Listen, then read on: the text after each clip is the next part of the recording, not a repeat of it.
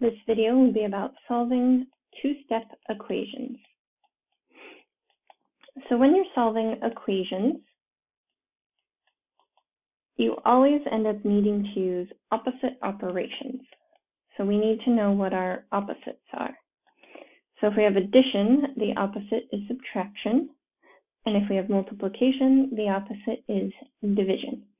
There are more math opposites, but that's all we need to know for right now with the type of equations we will be solving.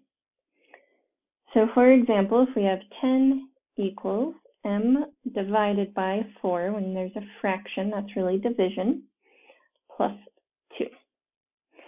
So we also need to know this equal sign splits this into two sides. There are two sides to our equation, the left side, anything left of the equal sign, and the right side.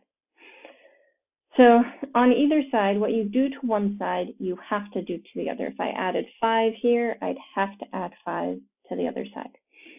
But we want to do things that will be helpful to us in getting the variable alone. We want to solve for the variable. So our first opposite, we want to look at the numbers on the same side as the variable. We're going to look at this plus 2 and do the opposite. We know the opposite of addition is subtraction. So we'll minus 2, but what you do to one side, you must do to the other side. So 10 minus 2 is 8. M over 4 hasn't changed. We haven't done anything to it. 2 minus 2 is 0. So when it comes out to be 0, we don't write it out. Now we have dividing by 4, and we have to do that opposite. Opposite of dividing by 4 is multiplying by 4. But what you do to one side, you have to do to the other. So since dividing by 4 and multiplying by 4 are opposites, those also cancel each other out. This time, instead of going to 0, we really have 4 divided by 4, which is 1. But again, you don't have to write that. So I just think of it as crossing it out, getting rid of it. And then 4 times 8 is 32. So that solves that problem. M equals 32.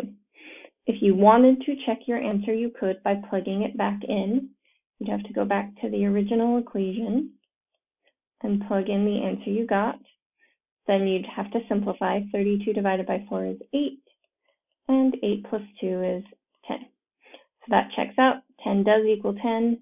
If it came out anything else, 10 equals 9 or 10 equals negative 2, then obviously you had the wrong answer. It didn't check out when you checked it. But most of the time we skip this step. Most of the time we just go through and solve. So we can apply these to word problems. So in a catalog, tulips cost 75 cents each and shipping costs are $3. Write a rule that describes the amount spent as a function of the number of bulbs ordered. Then determine the greatest number of bulbs that you can order for $14.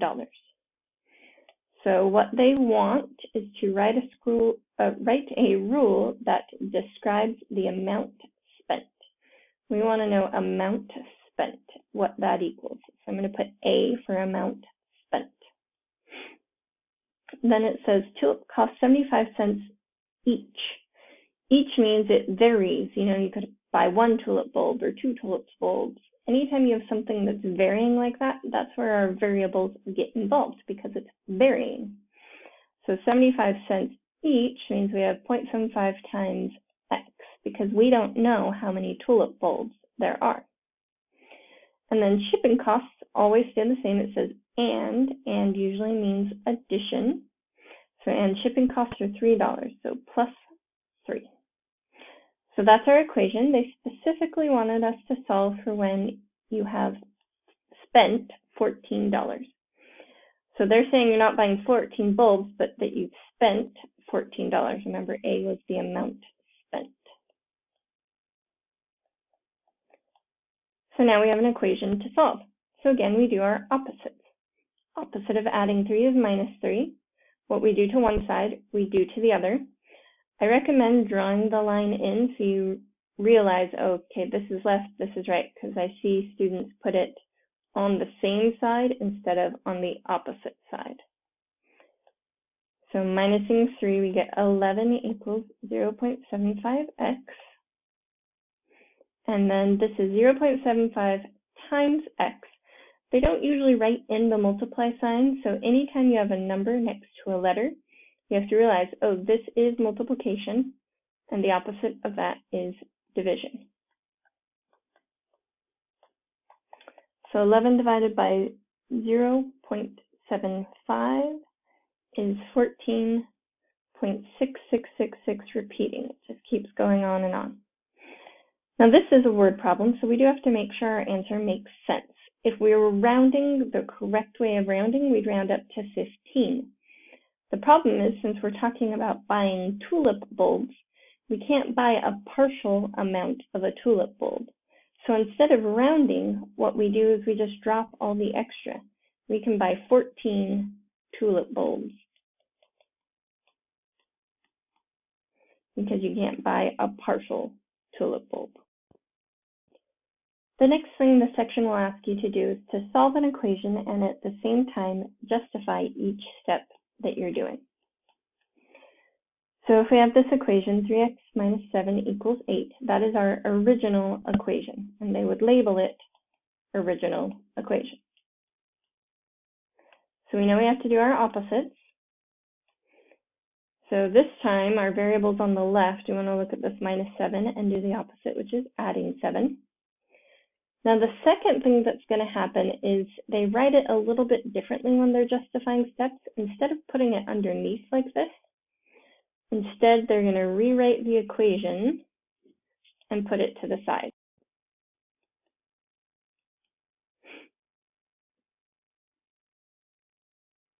So when we have our opposite written in, now we can say what property of equality justifies this step. It's always based off the opposite that you did. Since we added 7, that would be the addition property of equality.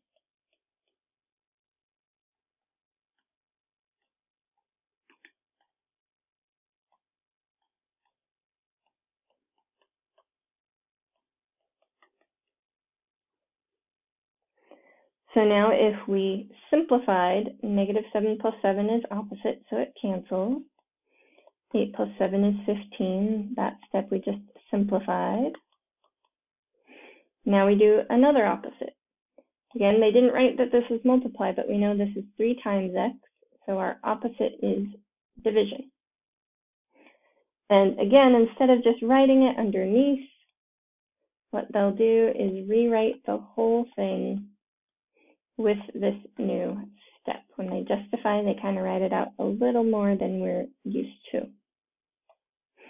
So since we divided, this would be the division property of equality. I'm not going to write all the words, I'm just going to shorten it. So then we simplify again, those cancel. 15 divided by 3 is 5.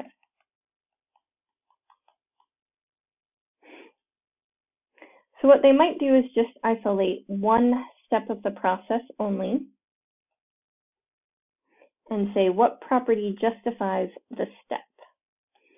So if I were to show these 2 steps,